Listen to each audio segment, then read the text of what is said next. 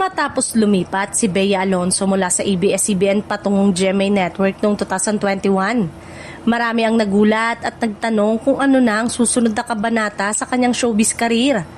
Matagal nang pinag-uusapan ang paglipat niya sa Kapuso, lalo na't isa siya sa kilalang artista ng kapamilya sa loob ng halos 2 dekada, bago ito nagdesisyon na subukan ang iba pang oportunidad sa industriya. Sa kasalukuyan, kahit na napabilang na siya sa ilang proyekto sa GMA tulad ng Startup PH, Love Before Sunrise at ang drama series na Widow's War, tila mas pinipili ni Bea na maghintay muna ng tamang panahon bago pumasok muli sa bagong teleserye o pelikula. Ayon sa mga pahayag, inuuna niya ang mga papel na may lalim at impact at hindi lamang basta puro mapuno ang kanyang schedule. Dahil dito, may ilang pagkakataon na napapansin ng publiko na hindi agad siya sumabay sa iba pang bagong proyekto ng GMA.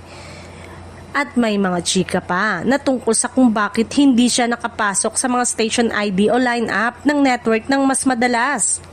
Gayunpaman, inilahad ni Bea at ng kanyang mga representative na patuloy siyang bukas sa mga oportunidad basta ito ay nararamdaman niyang tama para sa kanyang karir. Samantala, walang malinaw na balita o pahayag si Bea sa pagbabalik niya sa ABS-CBN o anumang pagbabalik sa Kapamilya Network. Bagamat may mga lumalabas na haka-haka o speculation sa social media tungkol dito, hindi ito opisyal na kinumpirma ng aktres o ng dalawang network. Sa ngayon, mas binibigyang pansin niya ang paghahanap ng role na nagbibigay sa kanya ng personal at artistic fulfillment.